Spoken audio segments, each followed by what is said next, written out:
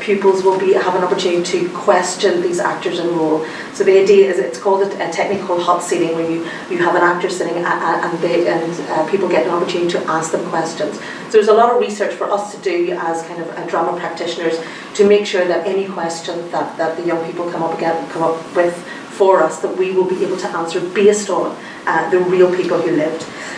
So a series of tasks I'm going to be designing that will be based around drama, art, literacy, letter writing, maybe some role play, hot seating, tableau, doing some freeze frames, just in order for the students to get up and to use their imaginations. And going back again to what that student said in Niall's presentation about imagination and history coming together, and this is exactly what these workshops will do. So each workshop is going to be structured around the skills of listening, thinking, creating, and every session is going to be a communal classroom event. So we have a 2-hour workshop in each school. Some schools are getting a series of 1-hour workshops for each of the classes that they're going to participate. And the use of the actors in role allowing these pupils to meet the characters from the past and hear their stories and connect with them and the similar stories with them in their school also. Because of this, the theme of the classmates and comrades, and as one of the themes that Tom was speaking about, this is kind of what I'm taking with me for the workshops. I will also be coming in with a time capsule that will have props, any resources that is also found from the research that will be used to stimulate the young people into kind of creating their own stories or talking about their own kind of experiences at school and linking these with the soldiers' stories that they hear. And this idea of connection and making those connections between the fact that these boys were schoolboys as well as being the soldiers. So teaching history then through drama is not a new technique, it's not something that's new, but it is something that is definitely a way that I see, that in my experience, of making it more alive, making it more engaging, and asking the students to interact with that information and engage with it in an imaginative way. Because drama deals with the world of human experience. And learning through active engagement, and when you see students engage with that actively, it becomes a really important way of teaching and learning for them also. It's experiential, it provides realistic and purposeful experiences for children, for young people, and it allows for multi-sensory learning. Young people and children learn to move, speak to each other, respond to others. And these skills that they develop through workshops like this, such as creativity, inquiry, communication, empathy, cooperation, understanding of interpretations, are all the kind of skills that we would use in studying history as well. So I think it's a perfect link, a perfect way of exploring these stories. So the schools involved, we have 9 schools signed up. One is going to be, we're approaching now for a 10th workshop. Most of the students who are taking part are Key Stage 2, so P5 to P7. The primary schools involved are from the Belfast and Bangor area. We have also including Mitchell House, which is a co-educational special school for children with physical disabilities, who will be receiving the same workshop that every other school pupil will get, obviously with modifications or with slightly longer time spent on tasks, but they will be getting the same workshop, the same material. At this stage now, the workshops are being delivered in January, but I have been making a series of pre-workshop visits to all the schools involved. That's to meet the teachers and the students, also just to kind of give them a taster of what's going to happen, but also so that I can introduce the project and assess already what the young people know about World War I. And I've been doing this for the last 4 weeks. I'm coming home every day going, I love my job. I've been having an absolutely amazing time meeting the young people who are going to be taking part in these workshops. I have through a series of questions, and we haven't been doing any drama with them yet, just talking to them, but they have been telling me what they know about World War I, what their ideas are about remembrance. And most of that information has been coming from parents and families. Lots of young people have been telling me about great-great-great-grandfathers who they have a letter from, or they have some kind of artifact in their attics. Some young people know very little about World War I, and lots of them have been engaging with other kind of creative or other kind of centenary commemorations. You know, they would understand about the poppy. Lots of schools would have poppy displays in their school halls. And so some of the schools are also beginning through this project to now engage with World War I in a lot more ways. So lots of teachers are deciding to kind of give the students a taster of World War I, a little bit of the history, a little bit of the context, looking at poetry before I come in. So the answers that the young people have been given to me based on the questions I've been asking is allowing me to design workshops that will fit their particular needs, what the teachers want and what the students are looking for also. So the kinds of questions, the first question asked very simply, what do you know about World War I? And so a variety of answers coming back are, again, knowledge from parents, family connections, the trenches. There's a huge amount of young people who know about trench foot and in very great detail. Poppies, they all kind of make those connections. Another question I asked them was to work together in small groups and to discuss the causes of conflict. And in a way that is to start them thinking, or for me to assess their kind of ability to understand the kind of wider thematic kind of context of what we're doing. Some of the answers or some of the things that the young people were saying have just really shown me how they connect with that kind of idea of what conflict is, the understanding of it. So answers such as betrayal, jealousy, money and land, different thoughts, boasting, petty squabbling, they really thought about all of those different ways that conflict can end, and relating it to their own situations as well, seeing themselves in that bigger picture.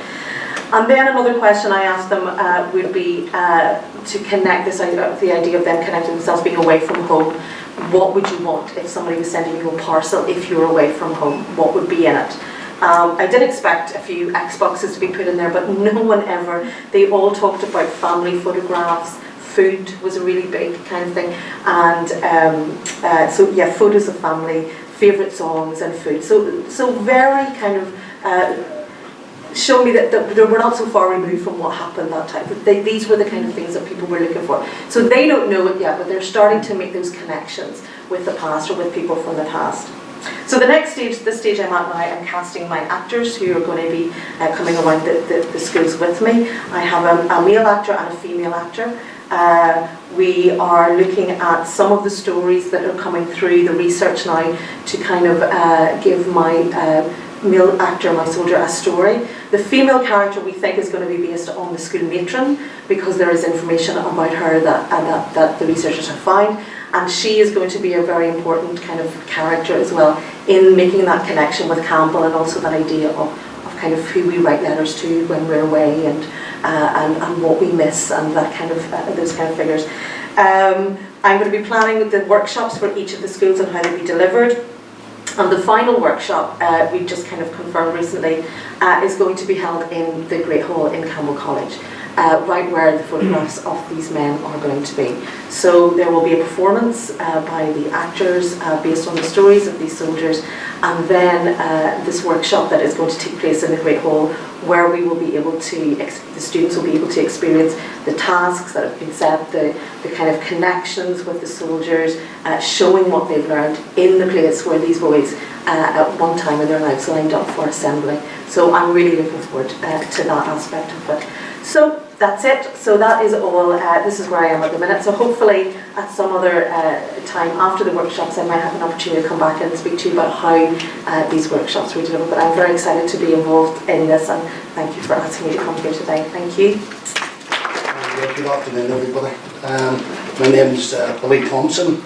I'm from the Murray Community Association, but I'm also part of the Greater Murray Partnership. I'd like to thank Palma for inviting us along today and Living Legacies for being part of. And I just want to talk about our project, the Greater Murray project on the First World War.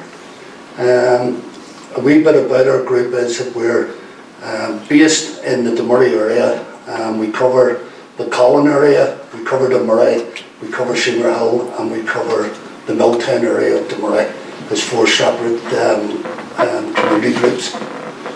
The idea over the last 4 or 5 years since we started into this decade of centenaries has always brought some enthusiasm within the groups to discuss different parts of our past and look into creating shared space, but looking at a shared history as well.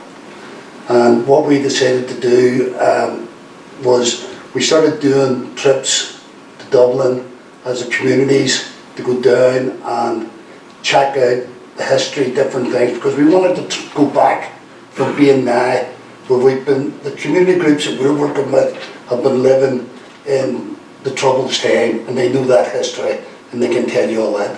So we had to get the people, the communities that were involved to go back to the First World War, learn about food that was available, work that was available, earnings that were available, and different things that got there, so that they could get their heads around and get sunk into the fact of what it would be like as a young person in sort of 1914 going off to war, or even later into 1915 and things like that from Belfast as it was. Also the fact that we had to encourage people to think about Ireland as a whole and not just because there was no Northern Ireland. So we had to, getting that across was a bit difficult at times, but you know, there was no Northern Ireland, so we had to get them into the mindset. So we developed with the tutor to do an MVQ course with 26 young people. So we had 12 from the nationalist community and we had 14 from the PU community, a unionist community in Dunmurry. The 14 came from Saints Youth Club in Twinbrook in the Colin area, and their leader, one of their youth leaders, decided he wanted to participate in it as well. So Ciaran volunteered himself and he became their youth leader for the project in directing. We met on a Thursday night, developed the project. We sort of went in the wing of the prayer at first, because we got these kids here, we got these people here, and we're going to say, right, what are we going to do? And then guys all said, well, like, you're the one that keeps telling us about this thing, so you would get something organised. So we sat down, we got an MVQ level 2 in Irish history for the young people, and we did it from home rule to partition in Ireland, and it was for 16 weeks. And alongside that, on a timeline, we did the First World War. So we intervened, shot into the history timeline when it came to Pacific dates connecting the two things. So like the Easter Rising, the song, with scenes with the 16th Irish and 36th Ulster Division. And we did some past with Redmond, and then William Redmond being in the 16th Irish Division. And we looked at the men had left West Belfast at the time and went into the Connaught Rangers, 6th Connaught Rangers, into the 16th Irish Division. And we were looking at the 11th Battalion, which was in the Dunmurry area, B Division, so that was Lisburn, and they were in the 36th Division. The young people have now successfully completed their MVQ level 2 in Irish history, and their certificates have just arrived. So we're going to be planning a night together to get them organised and get somewhere to go and present the certificates to them and do that. You realise that that's an easy part in doing all that. You're trying to encourage 16 young people from a Republican community, nationalist community, to come and take part in a British war, as we've seen, and things like that there.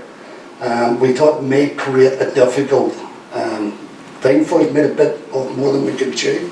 But as I say, we were successful enough and we got on board and we got this group, and they've been terrific, absolutely terrific.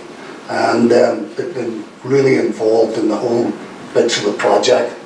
And we're now at the stage, we did that, we're now at the stage where we're into part 2 of our project, which is going to be working with Living Legacies at Queen's and developing our research part of the project, which we were going to be looking at individual soldiers and areas that from the 16th and the 11th Battalion, the 36th Ulster, it went off to Messines and fought at Messines together. And we're getting to that point now. We're sitting down with Sophie and Elaine to discuss all that next week, to move the project along. So we've been on various trips, as I say. We did most of the sites that are in Dublin relating to Ireland as a whole and relating to our different ways of life.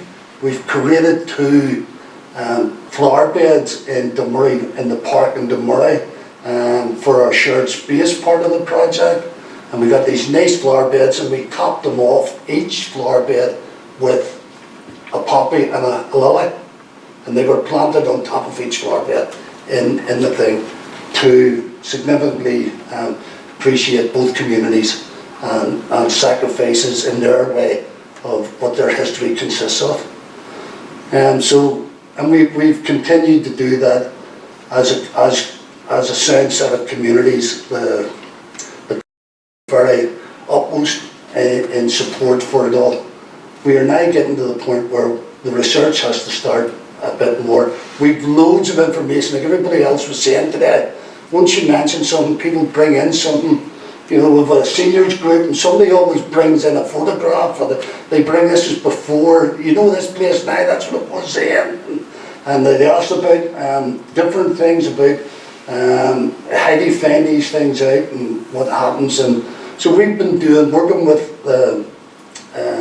Nigel Henderson and the guys from the Ulster Historical Hub have been absolutely brilliant in helping us get to where we are now. So we're moving on. We found out a lot, and it's been really an interesting time, learning time. And we all did it as well. All the leaders and the seniors all did the NVQ course as well. So we all shared the bit together. We're now, as I say, we've got plan, we've got funding to take the young people on a trip to Belgium and France for hoping at the end of March, or end of February, March next year. And we're now organising that. And we had to do that in a way to try, we didn't want, in a way sometimes people say, what do you need to do? You're just going to go on a Jolly Boys outing. But for us, we needed to make it educational as well and help break down some barriers and looking at this difference. And when you go back in time, you can see that we do have a very shared history and how we project ourselves today. The most important thing, one of the trips I was on was with him in Phoenix. He does our tour guide sometimes for us on these trips. And Eamon Phoenix said on one of the things that I kind of remember and stuck with me a wee bit was that we have a shared history but a poor memory. And I thought that was very appropriate in the idea about what we're trying to do, because we don't want to know, or sometimes just forget totally about where we are. So that's really, I haven't a lot. I didn't bring any technical stuff along because we haven't got there yet. We've just done the NVQ bit. We've another 2 bits to go. So hopefully maybe I may be able to be invited back at a later stage and tell you all about the rest of our work. And as I say, bringing 2 communities together and bringing a subject to talk about the First World War has been quite an experience and quite a learning curve. And I'd like to thank a lot of people that's given us a lot of support for doing that. And as I say, thank you, Pamela, for inviting us along today, and Keith from Living Legacies, and thank you very much. It's not much, but it's there. Thank you. So Billy's is one of the ones that I've been working with on the critical commemorations theme, which Michelle also works on. So I'll explain a little bit about what we do generally, but also why we felt that this was a project worth supporting and why we're delighted to be involved with it. So Keith gave you kind of a broad overview of the centre. The particular work we do is shaped by the AHRC's motivation for creating these centres, right? So back before the centenary period began, well before 2014, the HRC knew that there would be local commemorations of the war across the UK, across the British Isles. So they knew that regardless of what higher educational institutions did, that communities would commemorate in their own way. So they set up these centres in order to kind of mix or share the expertise and the knowledge which sits inside academic institutions, often kind of in isolation, with communities, to try and kind of ensure that the work that they did was as good as it could be, Because universities are very privileged spaces, they're quite, as we said, well-resourced institutions. And the HRC felt, and I also feel that they do have a social and a moral obligation to contribute to research which will shape the communities that they're situated within. So what they asked us to do was to work along this framework called participatory action research, which basically means that you work with communities, you don't work on them. So people aren't your research subjects, they're your co-researchers. And that's the ethos that has guided us through the past 5 years. So these are the 3 research strands that we work on. And the way that we're structured is that each strand has some co-investigators, CIs, who are senior academics. And then it has some project officers who are early career researchers. And I'm one of the project officers on critical commemorations. And in the first 3 years of our existence, from 2014, we've done loads of public engagement stuff. We did just under 20 sort of military antique roadshow workshops with NI libraries, and produced an online archive which fed into the 1916 AU exhibition at the Ulster Museum. And then as we received our second allocation of funding, we decided that we would continue with the public engagement element, but we would do it in a different way. So instead of reaching lots and lots and lots of people, but in quite a thin way, we've targeted it differently this time.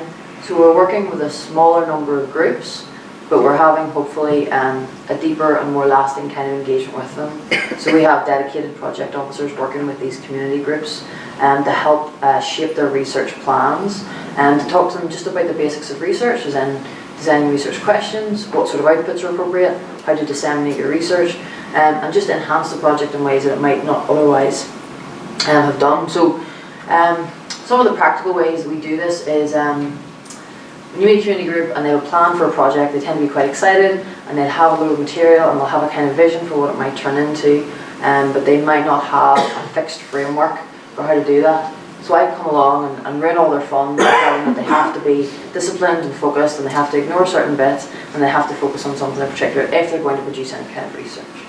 Because anybody that's done any academic writing knows that you do have to kill off lots of ideas and avenues of exploration if you're ever going to kind of produce something meaningful.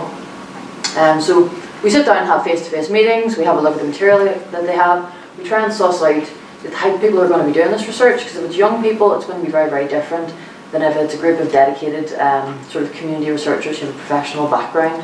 These young people, as Billy and I were chatting about earlier, don't want to come in after school and sit down and start looking through books and archives again. They'll just say no and will not do it. Even if you bribe them with food, they'll still not do it very enthusiastically. So the people who are doing the research will shape the kind of appropriate research methods that we use. So we try and make sure that they actually enjoy doing it.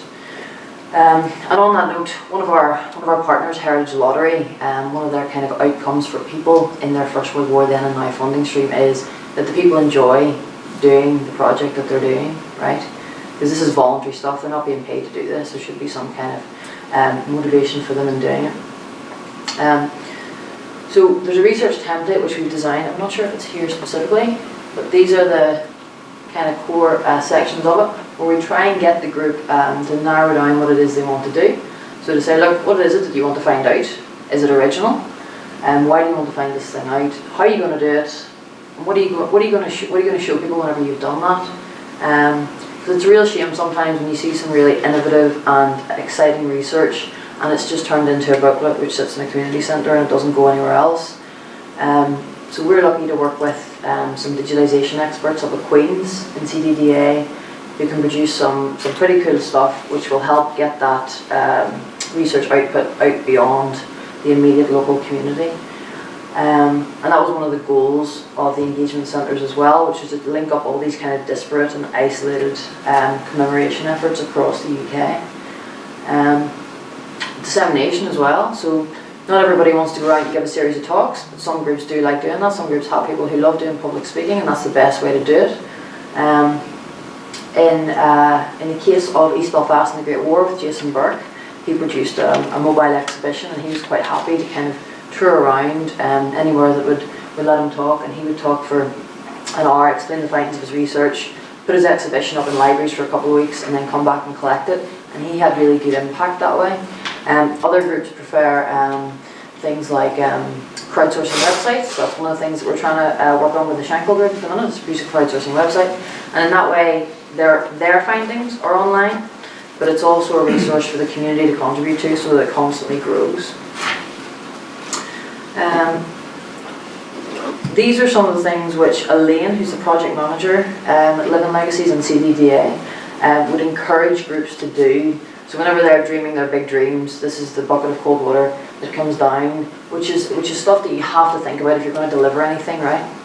So whenever Heritage Lottery are sussing out what they're willing to fund, they're going to look at, is it an interesting project? Is it original? But is it deliverable? And that's what you have to ask yourself whenever you're working with a group, because you don't want to encourage or support them in doing something which they will not be able to deliver. Basic things as well, like copyright, and what they have the capacities to sustain beyond our engagement with them. So we have to think ethically as well about how that group is going to sustain their outputs and their findings whenever we're gone, whenever Living Legacies is finished. So to that end, some of the stuff we try and do is, instead of creating a project for a group and giving it to them and then leaving them alone, is training them up on how to run that website and how to add stuff to it and how to develop it as their research progresses. And we also try and match them up with appropriate funders so they can get the resources they need to deliver their projects. I think Billy said everything there was to say about this project. It's an excellent project, particularly in line with the critical commemorations strand that we established at the beginning of this year.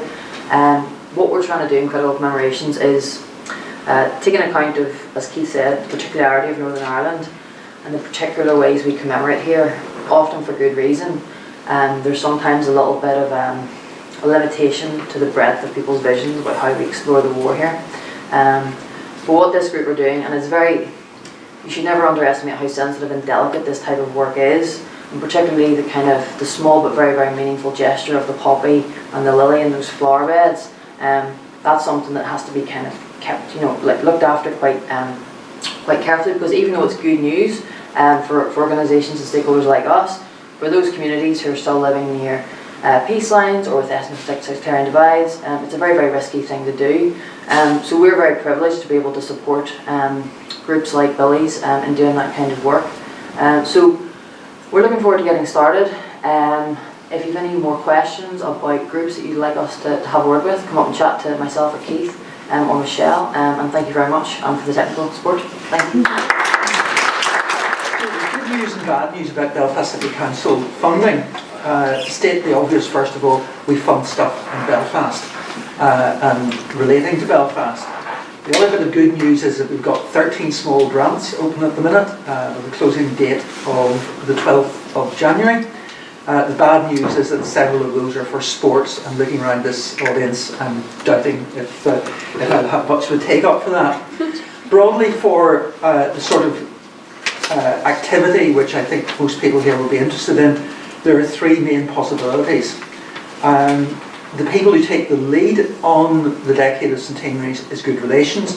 They have Good Relations grants. They're not specifically for decade and commemorative material, but they are adaptable to that. I work for the Tourism, Culture, Heritage and Arts Unit, and we have two main grants, which are, we have Arts and Heritage project grants, and we also jointly fund with the Department for Communities community festivals grants. So community festivals in many cases are neither what you would immediately recognise as a festival or indeed things which are run by communities. So it is worth having a look at them at the specific criteria. Basically, there needs to be 8 hours of public-facing activity connected, not the same event repeated several times, but within a defined period, so a week or 2 weeks. As long as you have a minimum of 8 hours public-facing activity, then it may be that grant can support what you are intending to do. The Arts and Heritage project grants are a very straightforward grant. They all relate to our cultural framework. They are scored on 10% for need and demand, 25% for distinctly Belfast, in other words, the way in which it connects to Belfast. and is relevant to Belfast, and then 25% on how you score against one of 3 cultural framework themes, which are inspiring communities, strengthening the sector, or attracting audiences. Inspiring communities, I hope, is relatively self-explanatory. The one that sometimes trips people up is strengthening the sector. So it's not about strengthening your organisation on itself, but working across your sector. So working with 2 or 3 other organisations, sharing learning, developing capacity. For all those grants, the maximum is £10,000. Now, we tried fairly hard not to give people £10,000, but the average grant would be in the area sort of 4, 5, 6, 7,000. So it's a reasonable amount of money. For the activity, for the project grants, in this round it opens twice a year. In the first round we will fund activity from the 1st of April right through to the 31st of March in 2019. But there will be another tranche which is specifically directed at activity from the 1st of October to the 31st of March. The Community Festivals Fund is specifically for the first 6 months of the year, so starting again 1st of April going through to the 1st of October. I would say that the community festivals, there are 23 different criteria, which makes it both difficult to apply to and difficult to assess. But if you are prepared to take the trouble to look at it and to address each one of those criteria, then it is a viable source of funding for event type activity. If you're looking at something which is more of a programme, then the project grant's probably the one to go for. We don't fund statutory bodies or schools. If anybody's involved in schools and is interested in the grants, we can fund activity through sort of associated organisations, so through a parent-teacher association or something like that. Groups have to be properly constituted, they have to be not-for-profit, but beyond that, for a heritage application, it's fairly open. The sort of organisation will support. I would say, do please talk to us if you're thinking of applying.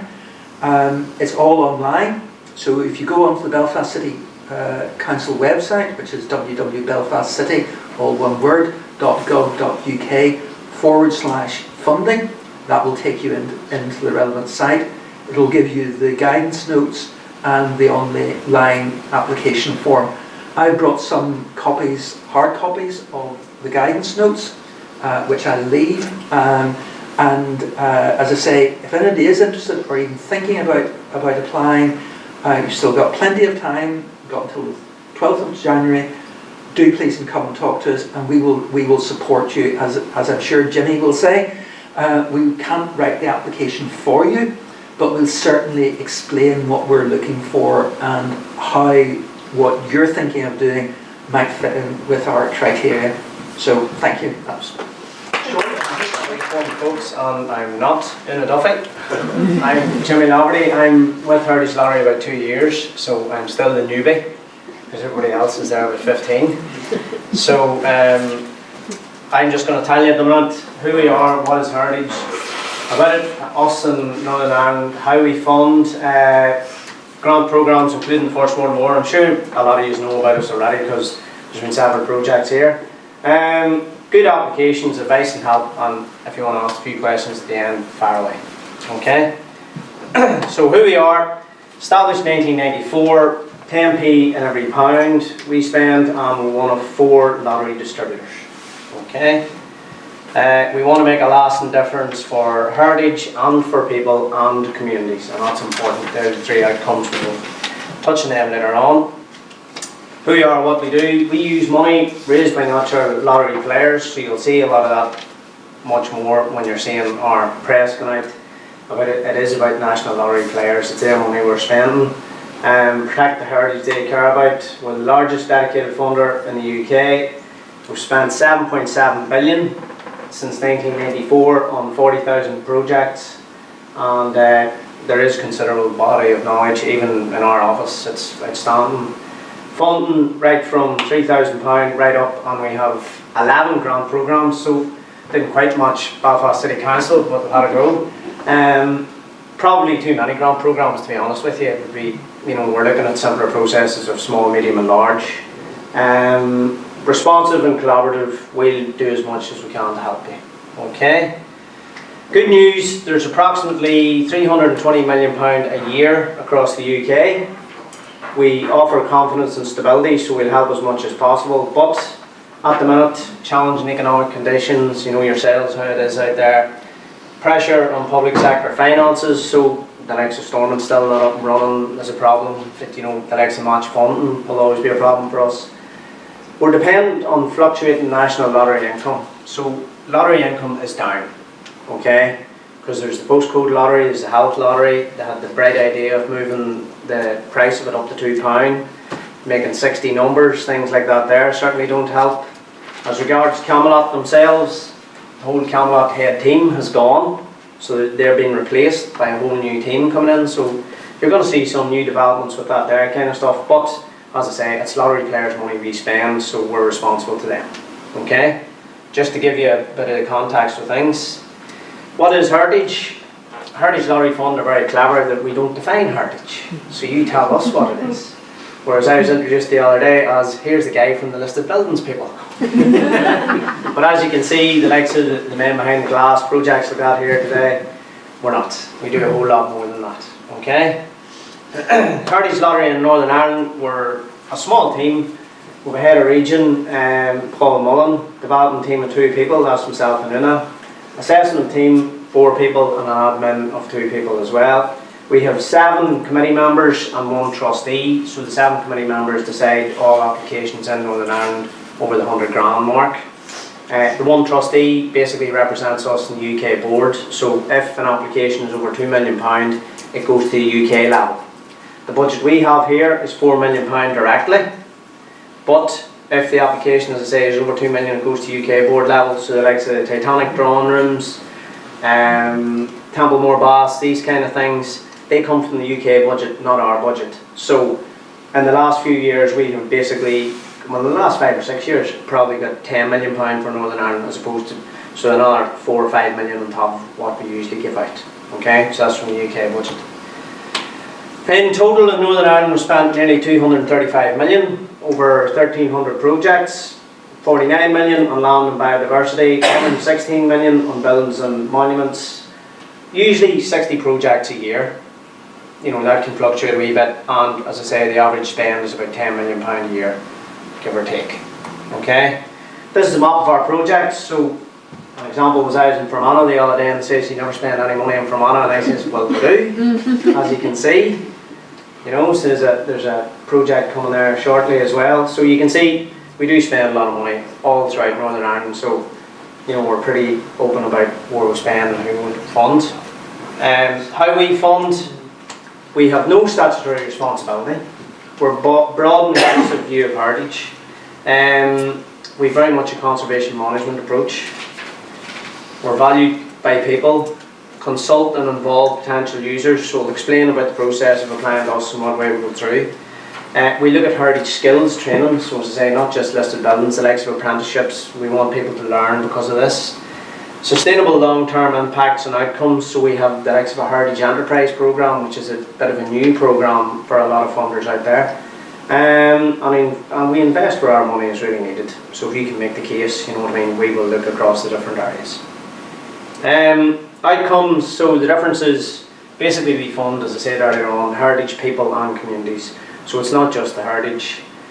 The people are very important that take part in it, and the backing of the local communities and the backing of the communities of interest that are involved in it is very important as well. Okay, so they are your 3 outcomes. You'll not get away with just coming in and saying it's a heritage project, we just want to do that. We need the other 2 as well involved. Okay. Who we fund, not-for-profits, partnerships, community voluntary groups, community interest companies, charities, trusts, social enterprises, local councils, other public sector organisations and nationally funded museums. So right across the sector, we're fairly open. The First World War programme, I think you all know about, and it's funding between £3,000, £10,000. Our heritage is between £10,000 and £100,000. Heritage Grants is over £100,000. We are not massively oversubscribed for the First World War programme. So feel free to have a chat with me at the end, or get my details and come and have a chat with me, because I'd rather be upfront with you. Okay? Yep, then and now you'll get your decision between 8 and 10 weeks. It's 100% funding available. Can't be longer than 2 years. Okay? And it's basically to mark the centenary of the First World War, to help and understand it better. So each area has a different, impacts on it and different takes on it, so we're open to hear what they are. The Art Heritage Programme, that's grants between 10 grand and 100 grand. Again, 8 to 10 weeks, 100% funding available. Straightforward application form with a project plan, so we won't actually look at the draft applications a lot of the time, but if you send us the project plan, we'll take a look at the project plan, and that will more or less guide your application. We will say to you that when you're making the application should be the last bit. You should more or less have your project ready to go. You don't want to be using the application form to guide your application. Okay, your project should be in your head and almost ready before you come to the application. Okay, and we can't fund repair only projects. Okay. Heritage Grants Programme, that's the big one. Success grants of over 100 grand. It's a 2-round process, so development phase between rounds with grant funding. We give 95% up to £1 million and 90% over it. Initial decision will take 3 months. 12 to 24 months to complete both application rounds and start the project. Any type of project, national, regional, local heritage, there's 4 deadlines per year. The other ones, there's no deadlines. Okay? So the Heritage Grant and the non-Heritage Enterprise, there's 4 deadlines per year. Okay? Some different projects are funded, I'm sure you're aware of some of them. I'm not going to go through them now, just it's the graveyard shift, so I don't want to kill you off completely. The likes of Living Legacies, QFT, the last post, the ones are funded. World War I soldiers of Cleanish Island, Ballinalack, they got 10 grand for a project. The man behind the glass, we heard about that earlier on, Campbell College. It was a very good use of how to involve people, how to end projects. I thought that was very good. The likes of the Nerve Centre, who just left, they done very well. They got a kick to dust, which grant from us last year, which was very good, because I'll just give you an example of how hard they had to work for it. There was 222 applications across the UK for it. It was a £10 million pilot project.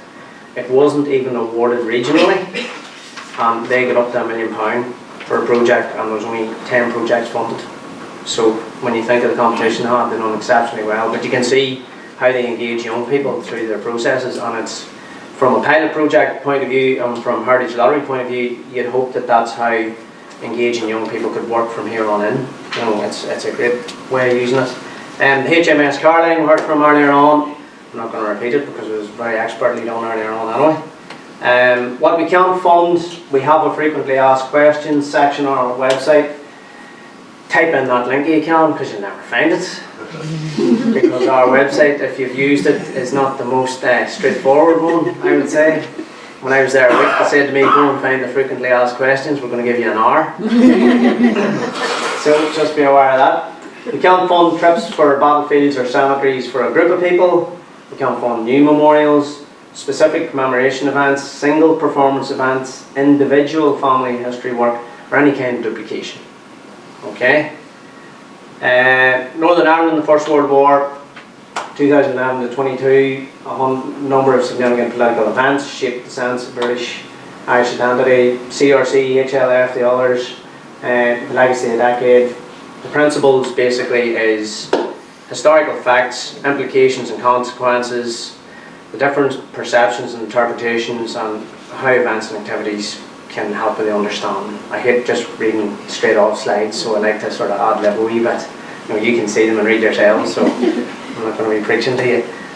Yes, a few different projects there. They're all just pictures of projects that we have run.